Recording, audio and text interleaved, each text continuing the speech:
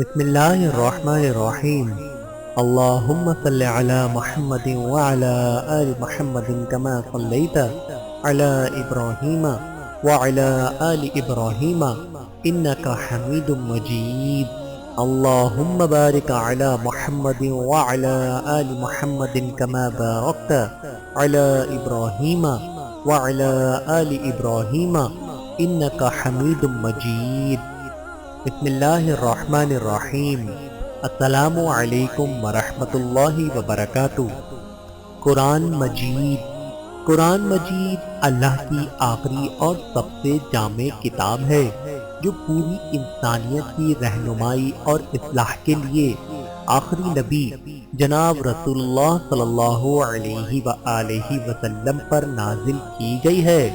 قرآن کے نزول کے آغاز کے وقت آپ کی عمر مبارک 40 برس تھی۔ اسے تمام آسمانی کتابوں میں سب سے افضل مقام حاصل ہے۔ یہ 23 سال کی مدت میں وقفے وقفے سے نازل ہوئی۔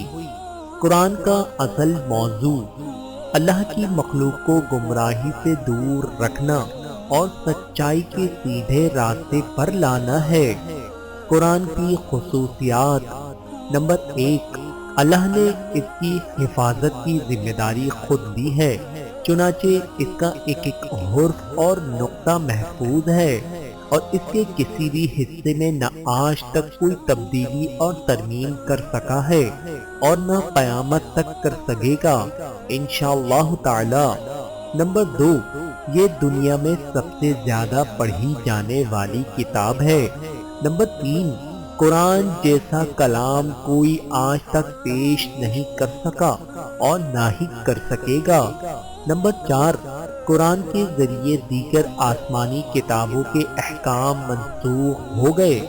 نمبر 5، قرآن مجید کا ہر حکم ہر زمانے کے حالات کے بالکل مطابق ہے، اسی لیے اس کو کتاب فطرت بھی کہا گیا ہے۔ نمبر 6، قرآن مجید کے بے شمار حافظ ہیں اور لاکھوں سینوں میں یہ محفوظ ہے۔ قرآن سے متعلق ضروری معلومات۔ قرآن کریم کے نزول کا آغاز شب قدر میں ہوا۔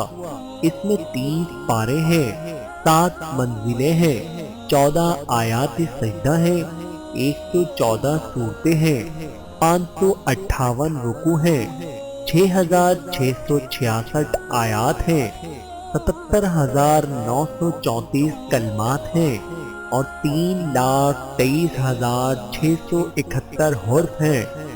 قرآن کے بنیادی حقوق۔ قرآن کریم کے بنیادی حقوق یہ ہیں۔ نمبر 1، اس کے حق ہونے پر ایمان و یقین۔ نمبر 2، اس کی تلاوت۔ نمبر 3، اس کا ادب و احترام۔ نمبر 4، اس کو سمجھنے کی کوشش۔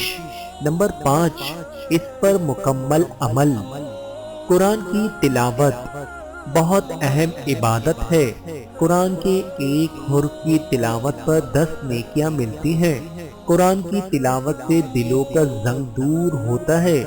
تلاوت سے اللہ کی محبت میں ترقی ہوتی ہے۔ یہ اللہ کا قرب حاصل کرنے کا ذریعہ ہے۔ قرآن سیکھنا، سکھانا اور سمجھنا۔ قرآن کریم کی تعلیم حاصل کرنا، دوسروں کو اس کی تعلیم دینا اعلیٰ درجے کی نیکی ہے۔ حدیث میں آتا ہے کہ تم میں سب سے بہتر وہ ہے جو قرآن سیکھے اور سکھائے۔ قرآن کو سمجھے بغیر پڑھنا بھی نیکی ہے۔